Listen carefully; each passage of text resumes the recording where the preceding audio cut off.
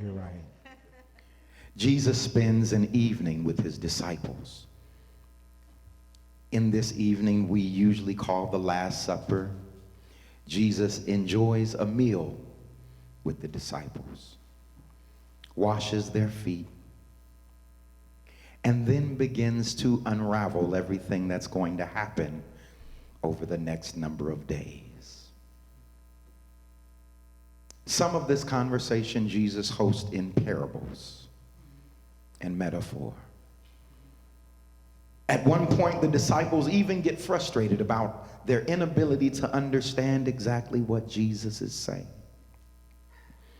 And so Jesus goes farther and begins to speak to them more plainly about what must happen. I share this because this conversation that oftentimes we glaze over in text, this Monday, Thursday text, gives more clarity on why Jesus was so frustrated with the disciples after the resurrection. Because it wasn't like years or weeks or months or even days had passed since he told them what was going to happen. But actually, it was only a few hours between the time that Jesus has this conversation. While sitting at the table, he tells them that somebody's going to betray him. He tells them that he will be denied. He tells them that they will arrest him. He tells them that they're going to take him. He tells them that he must go just hours before the soldiers come to Gethsemane to take Jesus. He sits with them and has this conversation. And so it makes sense that Jesus would have expected them to be focused, full of joy, and ready to work when they seen him after the resurrection. It makes sense that when all of this was going on, that they would have kept their cool and kept their head, because exactly what Jesus said was going to happen, happened. And if the bad part that Jesus said was going to happen, then the good stuff that he told us was going to happen must indeed be coming to it. It made sense that Jesus was a little bit confused, because while they had faith that the death was happening, while they had faith that the beating was happening, while Peter drew his sword and cut a soldier's ear off, I guess he expected that they would have had that same enthusiasm when they seen him walking around. Amen. Yes, sir. I can imagine that Jesus felt like they would have it all together, because he had just finished telling. Have you ever had a conversation and told somebody something, and then when it happened, they start looking at you confused and surprised, and you gotta say, well, I told you what was gonna happen. I explained to you what was about to go down. I don't understand why you're confused. I don't understand why your heart is so heavy. Didn't we just talk about this? Didn't I just tell you about this? Didn't we just have this conversation about what was going to happen? But I guess, like most things in life, timing is everything.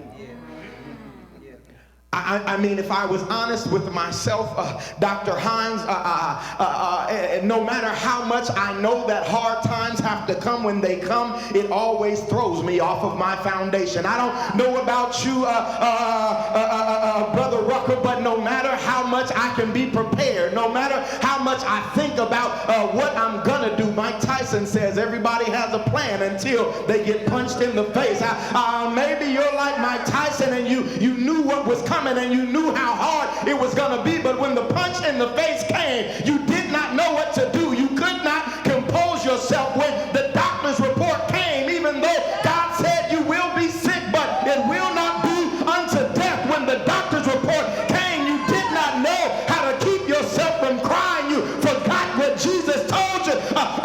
When the bad grades came from your child, you forgot that Jesus told you that he made this child fearfully and wonderfully, and they are going to change the world. That when trouble came in your household and your marriage, that you forgot that God promised that he would bless you and multiply you and make you. Yes, sir. Yes. Yes, sir. For some reason, timing is everything. That no matter how informed we are, no matter how prepared we are, no matter how much of the story we already know, that when the hard part comes, when we lose someone that we love, when we go through a trial that we knew was coming, somehow it still is difficult to keep our mind about us. It still is difficult to stay positive. It's still difficult to stay focused. Yes, sir. Yes, sir. even though Jesus had just told them what was about to happen. Even though they knew the beginning, the middle, and the end, the disciples still found themselves bewildered, confused, destitute, and traumatized.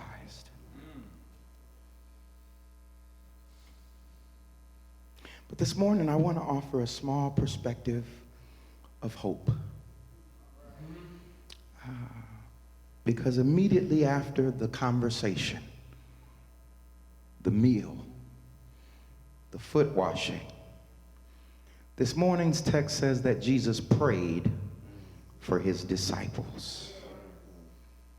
Tell somebody, Jesus prayed for you. Jesus prayed for you. Now, Mother Flag, I don't know if you've ever had somebody pray for you.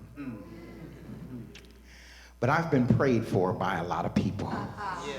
I've been prayed by mothers and grandmothers. I've been prayed for by my wife. I've been prayed for by church folks. I've been prayed for by bishops, potentates, and really important people. I've been prayed for by babies and children. I've been prayed for. I don't know if you've ever been prayed for.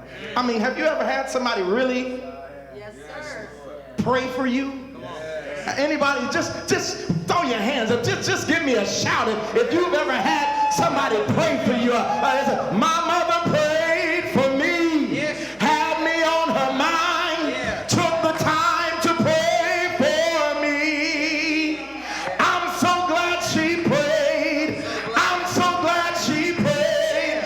It makes me want to sing in my heart. Prayed for me. My father prayed for me, had me on his mind, took the time to pray for me. I'm so glad he prayed. I'm so glad he prayed. I'm so glad he prayed for me. See, you understand then when somebody prays for you that you're on their mind, that they're thinking about your situation, that they know about your challenge, that even if they don't know everything that you're going through, that they're going before the Lord. I don't know if you've ever had the prayer team pray for you, but there's just something about if one of the prayer team tells you that they're praying for your situation, you can just walk a little straighter and walk a little stronger. The challenges and fears you might have had before, when somebody says, I've been praying for you, you just feel a little better. When somebody says, I prayed for you, you know everything is going to be all right, especially when it's somebody you know can get a prayer through. I mean, have you ever, just somebody who you knew that they had Jesus' personal phone number? Not like, I'm gonna tell y'all this. 2 weeks ago when we had the prayer vigil, I'm not gonna call nobody's name out, but somebody came and said, I came and I told Pastor I wasn't actually coming for you to pray for me. I'm not going to call nobody out. If you were there, you know who I'm talking about. You can tell her I'm talking about her. They said, I actually came so your mama could pray for me. Have you ever known, I know who I got to go to get the prayer through.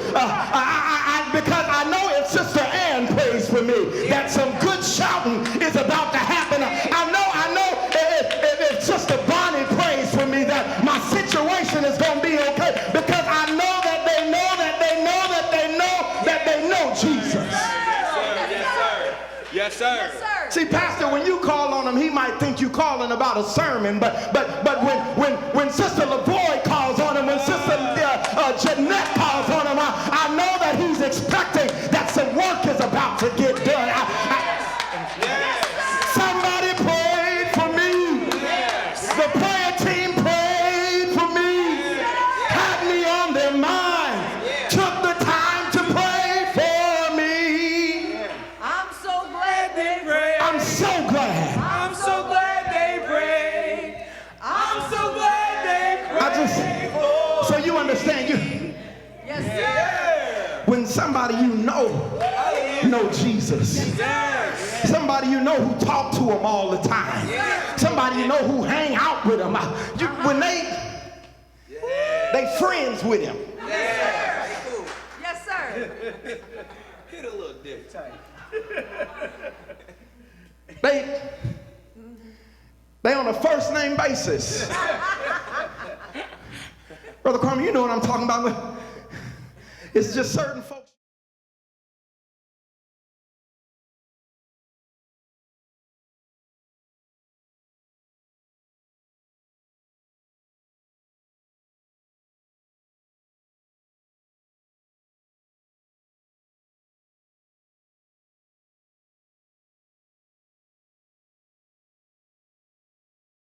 It's a setup. You're right.